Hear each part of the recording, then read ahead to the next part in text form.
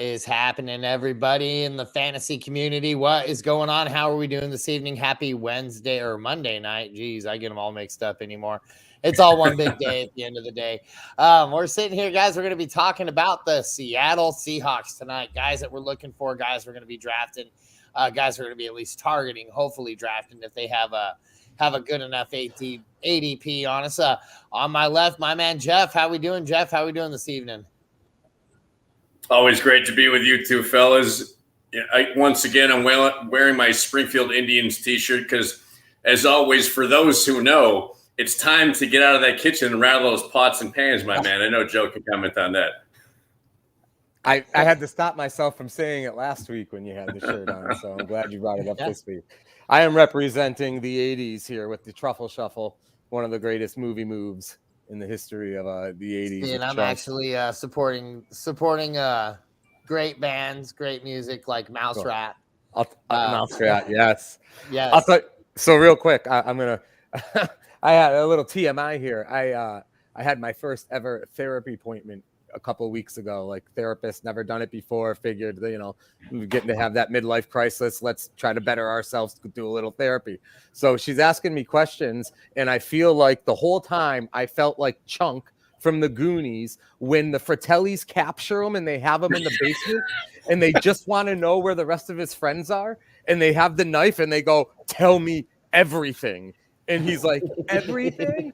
And he's like, "Well, in 6th grade, I started a food." And I went down the stairs and I blamed it on the dog. That's how I felt for an hour in that thing a couple of weeks ago. Just Chunk pouring his heart out to the Fratellis. But that being said, let's talk some Seahawks. That's awesome. Yeah, that's my man down below. That's Joe. Yeah, definitely. And I mean, hey, dude, getting therapy, everybody should do it. I mean, at least go try it out, go check it out, go see if it'll help you out. Never hurts anyways. It's just pretty normal, natural thing anymore. So good for you for getting out there and doing that. We'll go ahead and kick this off with the draft. Like, these guys definitely, to me, they nailed the draft. They got Jackson Smith and Jigba from Ohio State, and he's fast, he's amazing, and he'll be starting. He'll be complimenting out of the slot, going with DK Metcalf on one side and Tyler Lockett right on the other. So talk about an empty arena he might be playing into, because you've got to throw focus on those two guys right there. And so if he can just at least get a little bit of a rapport with Geno Smith, he ought to be in good shape. And the other thing they did is they got Zach Charbonnet, and gosh dang, he's got good hands. He comes out of UCLA. The things that guy can do, to me, is why they probably don't have DJ Dallas in here. Is it DJ Dallas? No, they still have DJ Dallas. It's whoever they got. Rashad Penny, they let go of Penny. There you go, Rashad Penny. That's who they let walk. And so he ought to be able to get in there. I don't think he's going to impact Kenneth Walker's stock too much. I think Kenneth Walker will still be at least the first two down back. We may see Charbonnet get involved in a little bit of the third down action. But if we remember last year, Kenneth Walker was still getting a lot of the third down work even then. So we may see a split, but it might be a little bit of we may need to see Kenneth Walker get injured before he hits the field. Another kind of an interesting grab they got was Kenny McIntosh. He came out of Georgia. Another good running back, a good solid stout guy. 6 foot, 210 pounds. He ought to be a bruiser, man. And so having him in that backfield, man, if those three guys can all connect, and then you still do have DJ Dallas back there, a lot of stuff can happen. So, Joe, what did they do in free agency this year? Yeah, I feel like, Geno Smith, I feel like good karma is finally catching up with that guy. Years and years of shit teams all around the NFL. The guy's gotten hosed a bunch of times. Now, last year he makes the most of the opportunity, and he had Lockett and Metcalf, and he had that Seattle team overachieve in general. Now they bring on the rookie to go with Metcalf and Lockett. So, I mean, I think it's, well-deserved for Geno on the field. And then when you talk Seattle free agency, you also have to start with Geno Smith, who obviously with his performance last year, the $100 million performance last year, 3 years, $105 million that Seattle re-signed him for. I mean, it's hard to argue with what he did on the field. It's still hard to believe that was Geno Smith doing that last year. But with the addition of another great weapon on the outside, there's no reason, and they're a very well-coached team, obviously. There's no reason to think why he can't do it again. And those three wideouts now, it's so dynamic. Like they all have different traits and different skills. So when you talk about the rookie, because I can't pronounce his name, so that's why I'm just saying the rookie, with Metcalf and Lockett, I mean, you have size in Metcalf, you have speed in Metcalf and Smith, you have Lockett, who is just sure-handed and probably one of the most trustworthy wideouts in the NFL, who's been doing it for so long and runs a great route. So the fact that they have three such well-rounded guys, and then free agency-wise, outside of Geno Smith, I like what Seattle did, because the bottom line was this. They created a good offense last year with Geno having a career year, those wideouts like we just talked about, and the duo of both Kenneth Walker as a rookie in the backfield and Rashad Penny, who had a good year. So they obviously had a good offensive going. They needed to focus on the defense, and that is exactly what they did in free agency, led by the fact that they brought Bobby Wagner back 1 year, $7 million. He's been a Seattle for lifer. He went to the Rams last year. It didn't work out. He comes back. I think his skill set's diminishing a little bit as he gets older, but I think plugging him right back in to the team that he knows so well, I think he will be viable for them this year. And then they went and they added Devin Bush from Pittsburgh, who is a legit linebacker. So, in the day and age of the NFL where maybe linebacker isn't as showcased of a defensive position as it used to be, Seattle's going to be trotting out a pretty legit front seven. On top of that, they took Julian Love, safety from the Giants, 2 years, $12 million. He's a legit and above average safety, if you ask me. Dramont Jones, they stole from Denver, defensive end. And I didn't know this about this guy.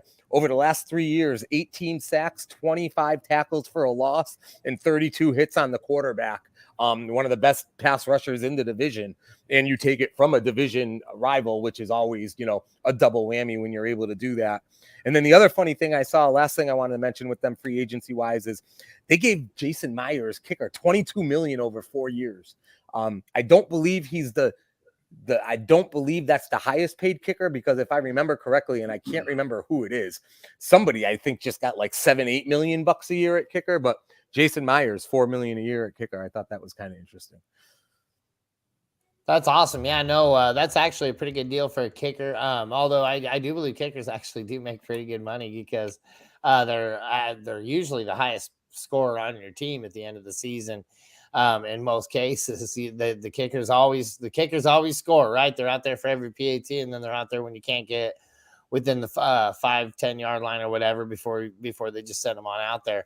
It is nice that you're starting to see less and less kicker though, and you're starting to see a lot more PAT attempts and or 2-point attempts, yeah, and things like that, and a lot more go for it attempts inside the 10 yard line that I remember like growing up. I mean, it was always just like, forget about it. Those coaches are going to kick the field goal every single time. And now we got some ballsy young coaches out there that are willing to kick it. So it's good to have a good kicker. And like, not to mention, we also had the accent on the two sides with Will Disley and Noah Fant at tight ends, man. Those guys are both good tight ends, both great offensive weapons in the tight end position. Two guys you could probably grab fairly late, especially Will Disley, which I know Noah Fant leads the depth chart, but I bet we do see quite a bit of Disley out there too, because man, he's been another Seattle for lifer. Jeff, what's your take on this team this year? Who are the guys we're grabbing? What are some of the things we're taking away from this team right now? What I find interesting is, first of all, raise your hand if you thought Geno Smith was going to have better numbers than Russell Wilson going into last year. Like nobody. And the funny thing is, I mean, Geno Smith's numbers were legit. He had 30 touchdowns, 42-82 for passing yards.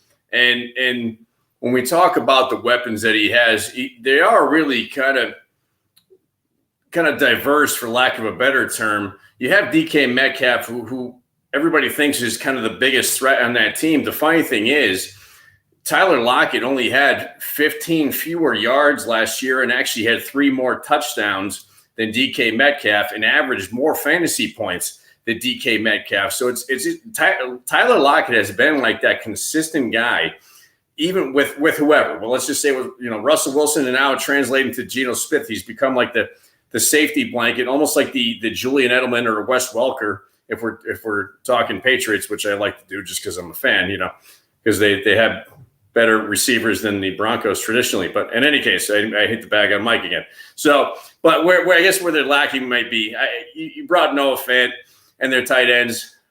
Not the greatest numbers for Noah Fant last year, 486 yards and 4 touchdowns last year. I mean, again, Geno Smith is spreading it around. Again, he had 30 touchdowns, and he has a lot of different weapons, and they use the running game in a unique kind of way. So, but if there's anywhere they're lacking, maybe it's tight end. But I see big things for the Seahawks coming, especially if you have a great defense that keeps your offense on the field, and that'll translate into fantasy numbers. So we'll see what happens this upcoming year for the Seahawks. Absolutely. You know, one thing that I think that contract's going to do is maybe get Geno Smith a little bit of confidence when he goes out there and plays football. I mean, like, you know, I think you hit the nail on the head. I think we're starting, and I don't know if we said this during the show or not, but have we seen anybody that deserves better fantasy karma than Geno Smith? You know, to come back from the career he's had and all the ups and downs that it's had, we never see a quarterback come out and just flat dominate the way that guy did last year. And so to see him coming out and doing what he's doing, and like, I bet you that we've got Aaron Rodgers over there now. Now, granted, he's in New York, but I wonder if he called Green Bay and said, see, guys, that's how you draft. That's how you draft, to build up your quarterback, give him weapons he can use and utilize to make a team a championship team. So, I mean, like I said, they went out there and got a solid wide receiver with their first pick. You know, I mean, they didn't mess around. They got Jackson right on the first round. I think it was the 6th overall. And then turn around and get 2 running backs in the draft. I mean, you know, I guarantee there's quite a few more things that they want to address, but they know that they have that offensive, they have at least a shot at a potent offensive lineup to be able to dominate that division and possibly the rest of the NFC. I mean, they probably don't have the octane to get past the Eagles, or maybe the 49ers can slow them down, but that's about the only 2 teams I can see out there that can really get in this team's way if they can put it all together.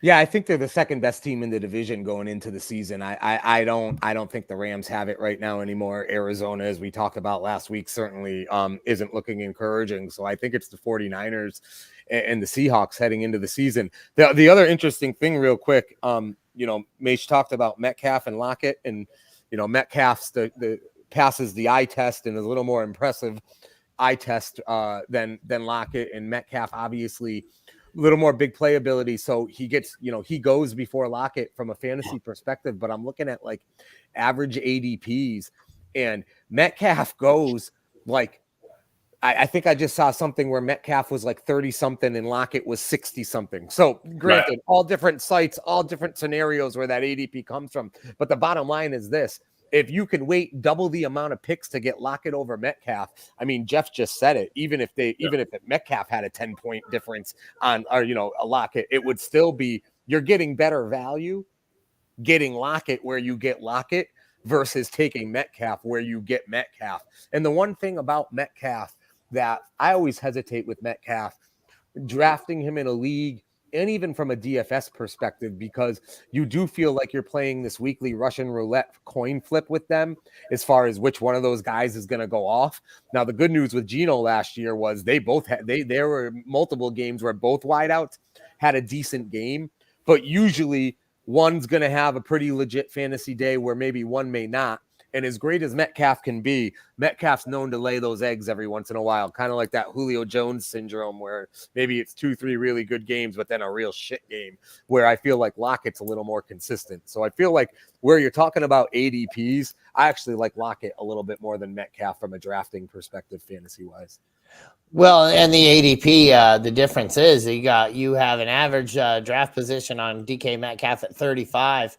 And you have an average draft position on Lockett at 70. Yeah. So I mean, you're getting him at the late in the 6th round or mid 6th round, I guess, as opposed to the 2nd round. I mean, so value all day. I mean, I wouldn't even mind reaching in the 4th or 5th for Lockett just to guarantee I have that good solid receiver in there. And you know, this is a guy that to me he's never gotten the credit that he's deserved, and his ADP is, I mean, I would estimate that it's stayed relatively the same throughout the years, even though he's been just such a volatile and impactful player this whole entire time. It's kind of like Roddy White to Julio Jones, where sometimes Roddy felt a little more consistent, but Julio kind of got the glorified credit there for those years. A good analogy I would say, Joe, is DK Metcalf is almost like your Deshaun Jackson with the home run threat, but could have 3 points and could have 25 in one game.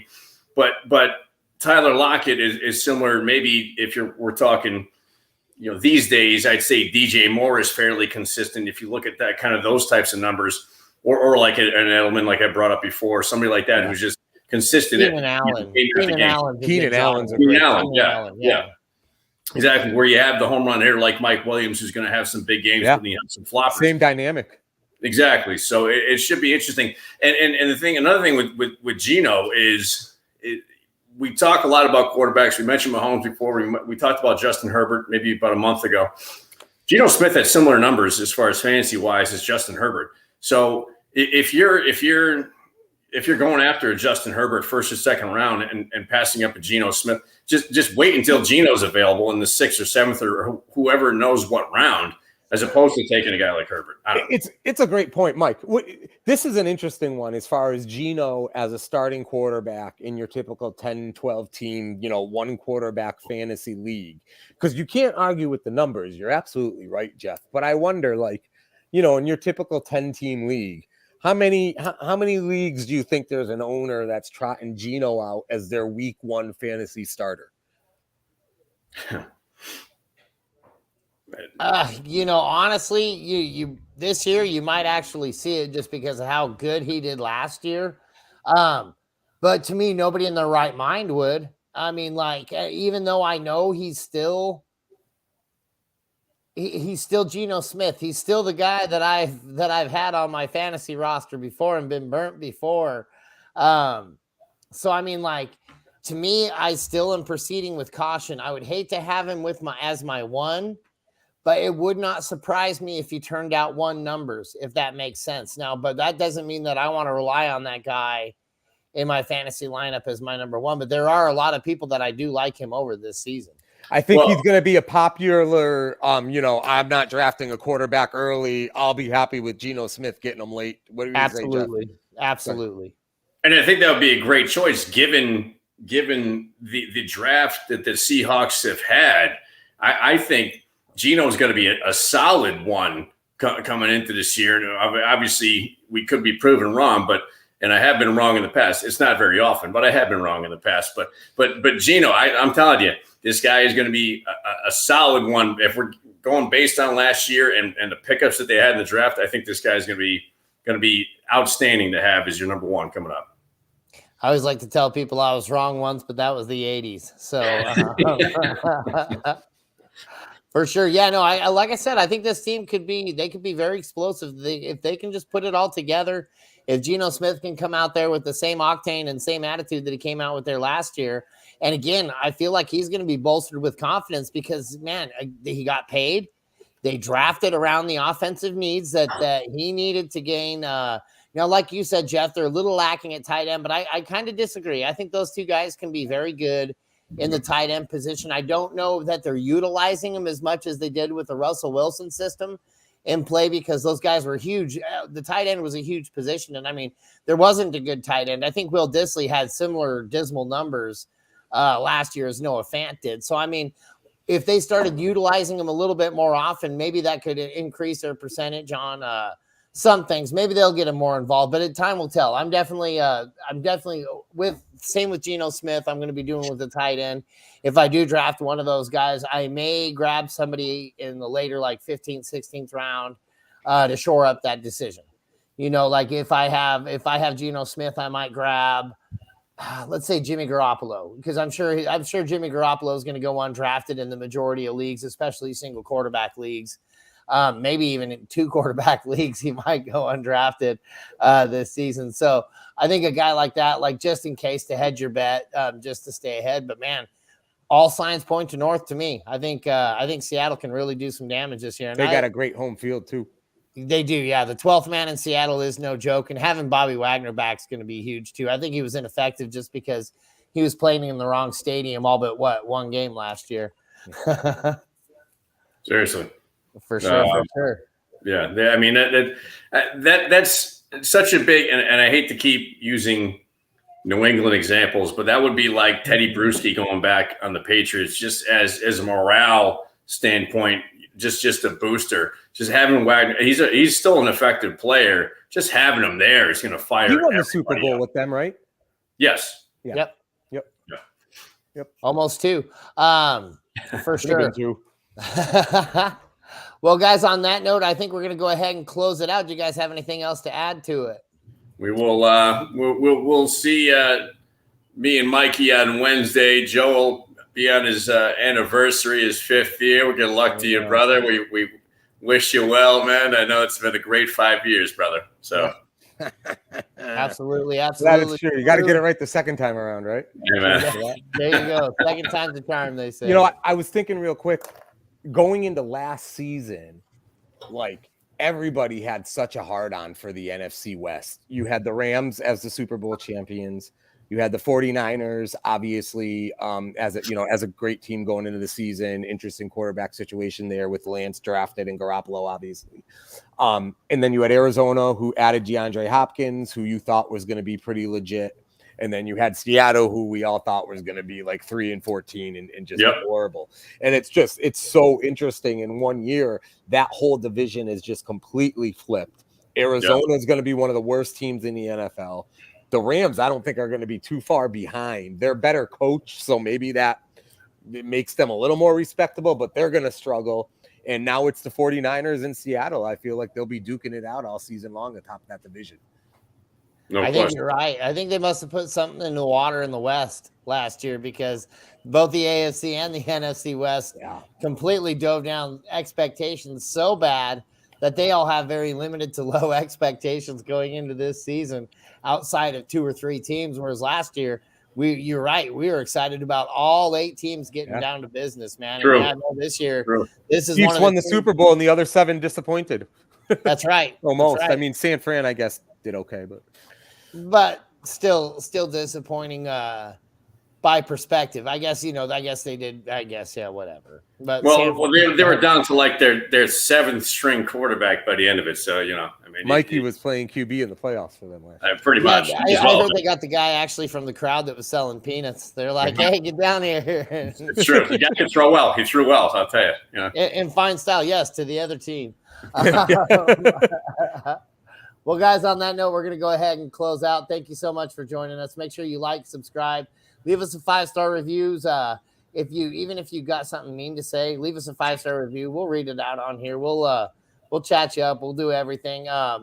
Get in touch with us on here as well. If you guys ever want to get some communication started, if you ever have any fantasy questions, remember that's our forte, and we're going to be kicking off the Blitz here before you know it, man. Football season is just right around the corner. So make sure you guys are hitting that subscribe button to follow that and get involved in all the action on the Blitz.